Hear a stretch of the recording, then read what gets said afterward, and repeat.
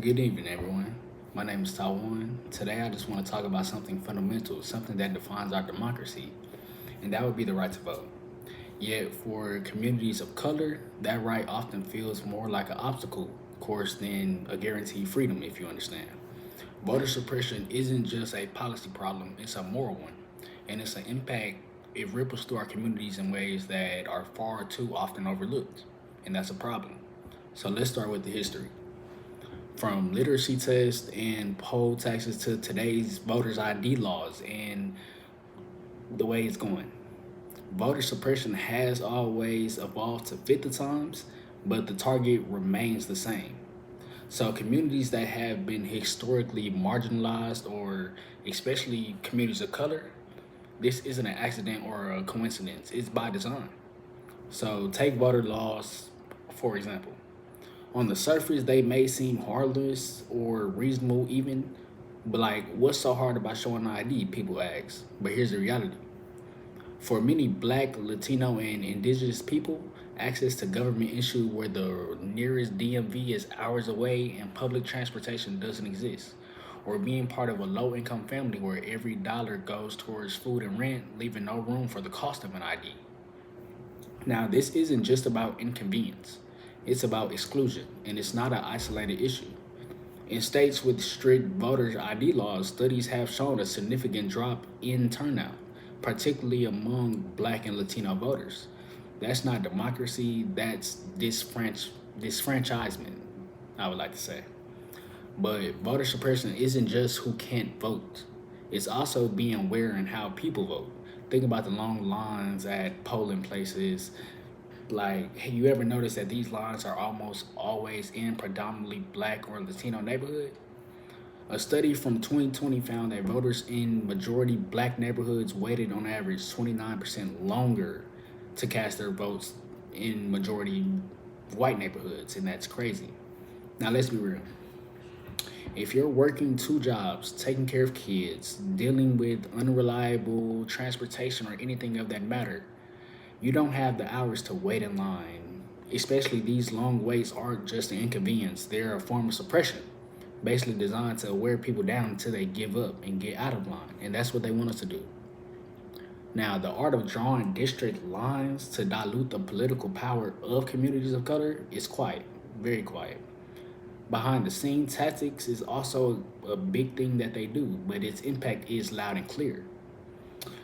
Now, this does take away from the collective voice of communities, making it harder for them to elect leaders who truly represent their needs. Now, the result: communities of color are left with fewer resources and things of that nature, and especially less representation and policies that don't reflect their realities. And it's a vicious cycle that keeps people marginalized and disempowered. And that's not what we're trying to do. But let's talk about the human cost. Now, voter suppression isn't just a political issue, it's also a very big issue that we're having in the world. And it's also a community issue. Now, when people are denied the chance to vote, they're denied the chance to advocate for better schools, safer neighborhoods, and especially things of that nature. This can even be affordable health care and fair wages. Think about that. Every suppressed vote is a lost opportunity to fight for change. It's a it's like a mother's unable to bring resources for her child to school just because we can't vote, and it's a young worker unable to vote for policies that protect their rights on the job. It's even elders unable to vote for leaders who will preserve the access for healthcare, and that's not what we're trying to do. And the emotional toll is just as heavy as the physical toll. Now, voter suppression does send a message: your voice doesn't matter. That's basically what they're trying to say. Imagine hearing that message every single day, generation after generation. It's demoralizing. It breeds cynicism and hopelessness, which is exactly what the architects of suppression want. Because when people lose faith in the system, they're less likely to fall back, especially and fight back. But here's the thing: despite all the barriers in communities of color, we continue to fight. We've seen it time and time again, from the civil rights movement of the 1960s to the record breaking voter turnout in recent elections. People are refusing to be silenced. Now, in Georgia, for example, Grassroots organizations have mobilized millions of voters, overcoming incredible odds to flip the political landscape. Now, these efforts remind us that while voter suppression is powerful, it is not invincible at all. So, what can we do? First, we must educate ourselves and others about these barriers that we're having. Awareness is the first step towards this action. We have to be aware.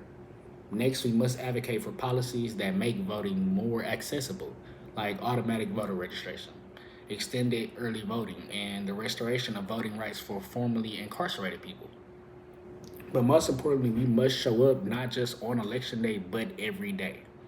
Call out suppression when you see it. Support organizations that are fighting to protect voting rights. And remind everyone in your life that their vote does matter. No matter how hard the system tries to convince us, it doesn't matter. We know that our vote matters. Because here is the truth: voter suppression is not just an attack on communities of color, it's an attack on all of us. When any group is silenced, our democracy is weakened and we stand together. So we're supposed to be stronger when we stand together. So let's just keep fighting, y'all. We have to keep fighting, not just for the right to vote, but for the right to be heard. Because every vote does matter, and it's all up to us to make sure that every voice is heard. Now, thank you for listening to me. This has been a great conversation.